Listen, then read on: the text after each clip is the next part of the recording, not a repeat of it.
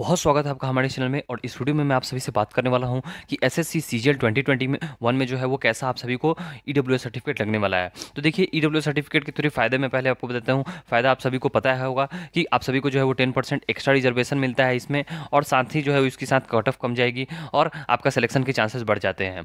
तो फायदा तो आप सभी को जग जाहिर है। और अब इसका बेनिफिट आप कैसे उठा पाएंगे, तो देखिए, जब आप फॉर्म फिल करेंगे तो उसमें आपको जो है वो ईडब्ल्यूएस कैटेगरी फिल करना होगा। अब इसमें एक और क्वेरी आती है कि कुछ स्टूडेंट्स जो है वो पहले जो है वो फॉर्म फिल कर देते हैं, पेमेंट ये सब कर देते हैं, और बाद में जो है वो कमेंट करते हैं कि सर मैंने जो है वो ईडब्ल्यूएस टिक करना भूल गया। तो देखिए, उसका कोई इलाज नहीं है, फिर आपको जो है वो यूआर से ही देना पड़ेगा।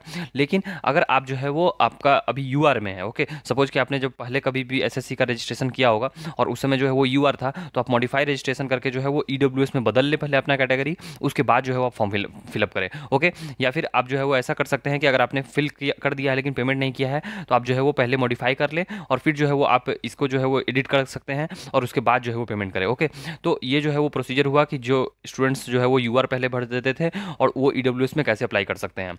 अब इसके साथ जो है वो सर्टिफिकेट अभी रिक्वायर्ड नहीं होगा। सर्टिफिकेट कब रिक्वायर्ड होगा? जब डॉक्यूमेंट वेरिफिकेशन होगी। अब देखिए, ये 2021 की जो है वो आपकी फॉर्म आई है, और इसका जाहिर पूरा मतलब कि 100% फिक्स है कि ये 1 साल 2 साल बाद ही जो है वो इसका डीबी होने वाला है, क्योंकि जो है वो इसमें अभी तीन फेजेज आपकी होंगी, उसके बाद जो है वो आपका डीबी होगा। तो आपको जो है वो रिलैक्स रहना है कि अभी जो है वो समय लगने वाला है, लेकिन सर्टिफिकेट आपका अभी का ही मांगा जाएगा। आप ऐसा सोचोगे कि मैं पहले जो है वो क्वालिफाई कर लेता हूँ और बाद में जो है वो सर्टिफिकेट दे दूंगा, तो वो नहीं चलता है, ओके। बाद में वैसे दोगे तो आपको प्रोविजनल में डाल दिया जाएगा, या फिर ये भी हो सकता है कि आपको सीट कैंसिल कर दी जाए, ओके। तो मैं नहीं चाहता कि आप जो है बहुत मेहनत करो, पढ़ाई करो, और थोड़े से जो है वो एक सर्टिफिकेट की वजह से जो है वो आपको जो है वो नौकरी गंवानी पड़े। तो आपको क्या करना है कि एक वैलिड सर्टिफिकेट आपके पास होना चाहिए। अगर आप एसएससी सीजीएल 2021 की तैयारी करना चाह रहे हैं, तो आप जो है वो टेक्स्ट बुक ऐप से अपनी तैयारी कर सकते हैं। यहाँ पे जो है आप देख सकते हो कि टोटल जो है वो 138 प्रीवियस ईयर पेपर्स आपको सभी को मिल जाते हैं, और उसके बाद जो है वो 60 चैप्टर टेस्ट, 26 फुल टेस्ट, मतलब अच्छा खासा जो है वो आपको प्रिपरेशन यहाँ पे मिल जाता है। आप जो है वो कुछ फ्री में टेस्ट दे सकते हो, ओके। तो यहाँ पे जो है वो आपको देख रहे हो फ्री में टेस्ट दे सकते हो, और प्रीवियस ईयर पेपर हैं। उसके बाद जो है वो यहाँ पे आपको सेक्शनल टेस्ट भी मिल जाते हैं, चैप्टर वाइज भी टेस्ट मिल जाएगी। उसके बाद जो है वो आप फुल टेस्ट भी दे सकते हो, ओके। फुल टेस्ट यहाँ पे देखो आप, तो अच्छी खासी जो है वो आपको, अगर प्री की तैयारी कर रहे हो, उसके बाद जो है वो टीयर 2 की भी तैयारी करोगे, तो सभी के लिए अच्छा खासा जो है वो यहाँ पे आपको इनफ नंबर ऑफ टेस्ट है। अगर इतने टेस्ट आप प्रैक्टिस कर लेते हो, और लेवल भी इसकी बहुत अच्छी है, अब जो है वो टेक्स्ट बुक बहुत ही अपग्रेड कर दिया गया हुआ है, तो आप जो है वो इसे अपनी तैयारी कर सकते हो, ओके। तो टेक्स्ट बुक आपको डाउनलोड करने का जो लिंक है वो आपको डिस्क्रिप्शन बॉक्स में मिल जाएगा। और यहाँ पे देखो आपकी, यहाँ पे जो है वो पहले जो है वो स्टार्ट टेस्ट दिखाई दे रही है, और उसके बाद जो है वो आपको अनलॉक टेस्ट दिखाई दे रहा है। तो अनलॉक टेस्ट में आप सभी को पास परचेज करना पड़ता है, तो पास परचेज करने समय जो है वो आप कूपन कोड अप्लाई करके डिस्काउंट ले सकते हो। टेक्स्ट बुक आपको डाउनलोड करने का जो लिंक है वो आपको डिस्क्रिप्शन बॉक्स में मिल जाएगा, और टेक्स्ट बुक का कूपन कोड है 66TWX3 या फिर JBYY16। इन दोनों में से कोई भी कूपन कोड अप्लाई करके आप डिस्काउंट ले सकते हो। अब वैलिड सर्टिफिकेट से क्या मतलब है? देखिए, आपके पास एक सर्टिफिकेट होना चाहिए जिसका जो डेट है जो वो क्रूशियल डेट से पहले का होना चाहिए। अब क्रूशियल डेट किसे कहते हैं? तो जो last date of form filling होती है, मीन्स अंतिम दिन जिस दिन तक आप फॉर्म फिलअप कर सकते हैं, जो कि 23 जनवरी 2022 है, ओके। 23 जनवरी 2022 ये जो डेट है बहुत इंपॉर्टेंट है, क्योंकि जब भी आपका सर्टिफिकेट देखा जाएगा तो वो देखा जाएगा कि इससे पहले का होना चाहिए। अब इससे पहले का होना चाहिए, लेकिन कुछ और भी क्राइटेरिया है जो कि आपको फुलफिल करना होगा। तो वो क्या क्या है?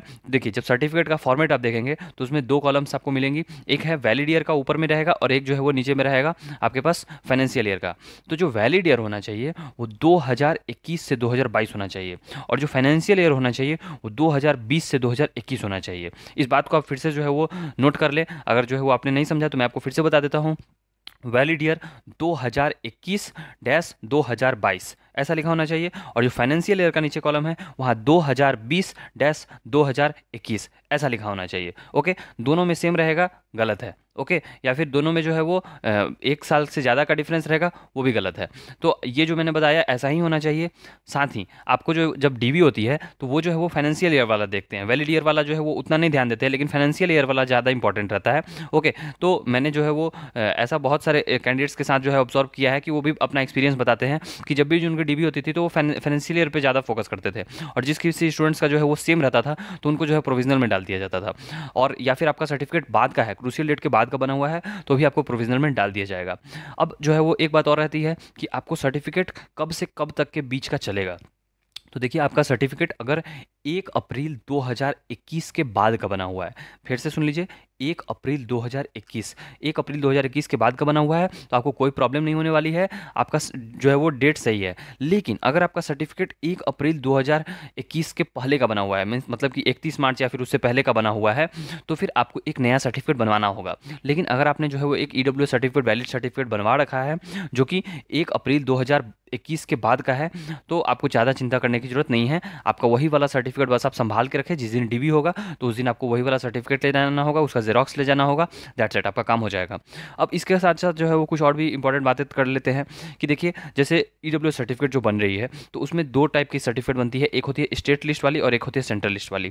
तो ये जो एसएससी की जॉब है, ये आप सभी को पता होगी कि ये सेंट्रल गवर्नमेंट की जॉब है। तो यहाँ पे जो है वो स्टेट गवर्नमेंट वाला जो सर्टिफिकेट है, स्टेट लिस्ट जहाँ पे लिखा रहता है ना, तो वो वाला सर्टिफिकेट आपका नहीं चलने वाला है। तो आपके पास जो सर्टिफिकेट होना चाहिए वो सेंट्रल लिस्ट वाला होना चाहिए। ओके, अगर आपके पास स्टेट लिस्ट वाला है तो आप उसे जो है वो जाके सुधार करवा ले या फिर आप नया बनवा ले। ओके, या फिर आप ऐसा भी कर सकते हैं कि जो फॉर्मेट दिया गया हुआ है, हालांकि फॉर्मेट जो है वो एसएससी में 2 पेज का दिया हुआ है, लेकिन 2 पेज का फॉर्मेट नहीं होता है, फॉर्मेट एक ही पेज का होता है। तो 1 पेज वाला फॉर्मेट जो है वो आपको आराम से गूगल पे सर्च करोगे तो आपको मिल जाएगी। ओके, तो 1 पेज वाला फॉर्मेट को आप जो है वो डाउनलोड कर लो और उसको जो है वो आप उसमें जाके सर्टिफिकेट डिटेल्स ये सभी सील उल्स फिर से लगवा लो और वो हो गया आपका काम चल जाएगा। ओके, तो ऐसा जो है वो आप करवा सकते हो अगर आपका कुछ भी स्टेट लिस्ट या सेंट्रल लिस्ट का प्रॉब्लम हो गया है तो। ओके, और जो उसमें बेसिक डिटेल्स हैं, जैसे आपका नेम हो गया, फादर्स नेम हो गया, एड्रेस हो गया, आपकी जो कास्ट हो गई, तो ये सभी आप मेक श्योर कि आपका जो है वो एसएससी में जो आप फिल कर रहे हो ना, उससे मैच करना चाहिए। अगर उससे मैच नहीं करेगा तो फिर आपको जो है वो फिर से प्रॉब्लम हो जाएगी।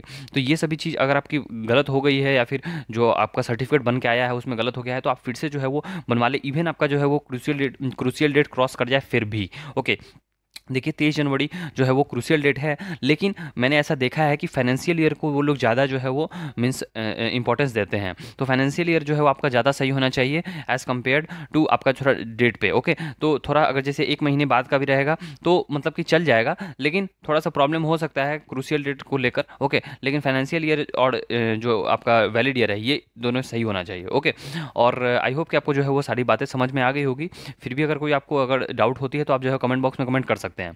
कुछ और बातें करते हैं कि देखिए, इस ये जो ईडब्ल्यूएस होती है, ये आप सभी को पता होगा कि ये इनकम के बेसिस पे बनती है कि कितना जो है वो पैसा आपके घर में इनकम हो रही है, सोर्स जनरेट हो रही है। तो अब इसमें इनकम तो मतलब कि बहुत सारे लोग हैं, तो किस किस का इनकम कंसीडर किया जाएगा? तो देखिए, जो कैंडिडेट हैं उनका इनकम कंसीडर किया जाएगा। अगर आप नहीं कमाते हैं तो 0। ओके, और उसके बाद जो है वो आपके फादर का, आपके मदर का, तो ये तीनों लोग तो मतलब कि कंपलसरी हैं, ये तीनों का तो इनकम जुड़ेगा ही जुड़ेगा। प्लस वैसे भाई बहन जो कि 18 साल से ज़्यादा कमाते हैं, उनका इनकम नहीं जुड़ता है। आप जैसे मैक्सिमम जो है स्टूडेंट्स होंगे तो सीजीएल की तैयारी कर रहे हैं, तो मैं ऐसा उम्मीद करता हूं कि आप जो है वो 23, 24, 25 प्लस ही होंगे। ओके, तो आप सभी के जो भाई बहन होंगे वो भी 18 प्लस हैं, तो वो जो है वो अगर जो भी इनकम हो रही होगी उनकी, तो उनका इनकम कंसिडर नहीं किया जाएगा। ओके, उनका इनकम कंसिडर नहीं किया जाएगा। 18 साल से जो कम रहते हैं बस उन्हीं का जो भाई बहन में उनका इनकम कंसिडर किया जाता है। तो आई होप कि आपको समझ में आ गया होगा। और 8 लाख से इनकम जो है वो कम होना चाहिए, और जो भी लैंड का प्रॉपर्टी जो रूल है वो सभी जो है वो आपको फॉलो करना चाहिए। अब ईडब्ल्यूएस सर्टिफिकेट बनवाने के साथ साथ मैं आपको ये भी एक सलाह देना चाहूँगा कि आप सभी जो है वो इनकम सर्टिफिकेट भी बनवा ले। ओके, इनकम सर्टिफिकेट बनवा के रखने का फ़ायदा रहता है कि आपको जो है बाद में अगर कभी प्रॉब्लम होगी इनकम को लेकर, तो आप ऐसा दिखा सकते हो कि सर मेरा जो ईडब्ल्यूएस वैलिड है, क्योंकि मेरा इनकम जो है वो 8 लाख से कम है, तो मैं जो हूँ वो ईडब्ल्यूएस का रिजर्वेशन के लिए जो है वो एक एलिजिबल कैंडिडेट हूँ, तो आपको कोई भी प्रॉब्लम नहीं होगी। ओके, तो आई होप कि ये बात मैंने आपको बता दी। अब कुछ स्टूडेंट्स की ये भी क्वेरी आ सकती है कि सर मैं बनवाऊँ कहाँ से? ओके, तो देखिए, आपको बनवाना सर्टिफिकेट का कुछ जो है वो मैं आप सभी को 4-5 तरह के 4-5 लोगों के नाम बता देता हूँ। मतलब कि पर्टिकुलरली नेम तो नहीं बताऊँगा क्योंकि मैं नहीं जानता आप कहाँ रहते हो, लेकिन जो जैसे देखो, पहले तो हो गई आपके, आप नियरेस्ट ब्लॉक से बनवाओ। ओके, नियरेस्ट ब्लॉक से आपका बना होना चाहिए। आप वहाँ पर जाके जो है अप्लाई कर सकते हो, या फिर आप ऑनलाइन भी अप्लाई कर सकते हो। ओके, जैसे कुछ स्टेट्स में जो है वो ऑनलाइन भी आप अप्लाई कर सकते हो, कुछ स्टेट्स में जो जाके आपको बाई फॉर्म फिलिंग मैनुअली आपको अप्लाई करना पड़ेगा। ओके, फिर दूसरा हो गया, आप साइबर कैफ़े वाले से जाके जो है वो मतलब कि फॉर्म फिलअप करवा सकते हो अगर ऑनलाइन आपको नहीं पता है तो। तीसरा जो है वो सीएससी सेंटर, सीएससी यानी कॉमन सर्विस सेंटर पे भी जो है वो कोई नियर बाई है आपके आसपास में, तो आप वहाँ पे भी जाके उनको बताओगे तो वो आपको मदद कर देंगे। चौथा में कुछ मिडिल मैन भी होते हैं जो कि बीचगोलिये जिन्हें कहते हैं, तो वो लोग कुछ ज़्यादा पैसे लेके जो है वो आपका सर्टिफिकेट बनवा देते हैं। ओके, तो लेकिन हाँ, काम सही होता है, बस वही होता है कि आपका दौड़ धूप थोड़ा सा मतलब कम हो जाता है, और जो आपका टेंशन है उतना टेंशन नहीं होता है। और फिफ्थ नंबर में आ गए कि जो एडवोकेट्स होते हैं उनसे भी आप कॉन्टैक्ट कर सकते हो, क्योंकि उन लोगों को जो है वो लीगल चीज़ है, तो उसमें जो है वो उन लोगों को थोड़ा ज़्यादा नॉलेज होती है। तो एक वैलिड जो है वो एक जो कि मतलब इन सभी कामों में जो इंडल्ज रहते हैं, वैसे एडवोकेट से भी आप मिलोगे तो वो आपका काम हो जाएगा। ओके, तो कहाँ कहाँ से बनवाना है ये भी मैंने आपको बता दिया। अब इसके बाद जो है वो एक बात आती है कि कॉम्पिटेंट अथॉरिटी, मतलब कॉम्पिटेंट अथॉरिटी मतलब किससे बनवाना सही है। अब जैसे आप सोचोगे कि मैं अपने जाके वार्ड पार्षद से बनवा लेता हूँ ईडब्ल्यू सर्टिफिकेट, तो वैलिड नहीं होगा। ओके, आप सोचोगे कि मैं मुखिया से बनवा लेता हूँ, वो भी वैलिड नहीं होगा। तो किससे होगा, और कौन कौन से ऑफिसर बनाएंगे, उनका किसका हस्ताक्षर लिखा रहेगा या फिर डिजिटली साइन लिखा रहेगा तो वैलिड होगा। तो मिनिमम मिनिमम जो है वो तहसीलदार, ओके ध्यान दें, तहसीलदार, मिनिमम तहसीलदार होना चाहिए। और तहसीलदार से नीचे रैंक का जो है वो अगर ऑफिसर से आप सर्टिफिकेट बनवाते हो तो वैलिड नहीं होगा। ओके, और तहसीलदार जिसे कुछ स्टेट्स में सर्कल ऑफिसर कहते हैं, कुछ स्टेट में जो है वो रेवेन्यू ऑफिसर कहते हैं, कुछ स्टेट्स में नैब तहसीलदार कहते हैं। तो उन सभी से जो है वो अगर बनवाओगे तो वैलिड रहेगा। तहसीलदार का लेवल का वैलिड रहेगा, एसटीओ लेवल का वैलिड रहेगा, और डीएम लेवल का रहेगा। ओके, तो मतलब ये 3 लेवल का अगर आपका सर्टिफिकेट है, आपको चिंता करने की ज़रूरत नहीं है। और इससे पहले जो भी मैंने जो है वो आपको चीज़ें बताई, वो सभी भी फुलफ़िल होने चाहिए। अगर ये सभी फुलफ़िल हो रही हैं, देन आपको जो है वो चिंता करने की कोई ज़रूरत नहीं है, आपके पास एक वैलिड सर्टिफिकेट है। बस आपको जो है वो क्या करना है, आपको बस तैयारी करनी है, सर्टिफिकेट को संभाल के रखना है। ये जो चीज़ें मैंने बताई आपको बस ध्यान से रख लेना है, and that's it. And I hope कि आपको जो है वो सारी डाउट्स जो होंगी वो क्लियर हो गई होंगी। इंस्टेड अगर आपकी कोई भी डाउट आती है तो आप कमेंट बॉक्स में कमेंट कर सकते हैं। And thanks for watching the video and have a good day.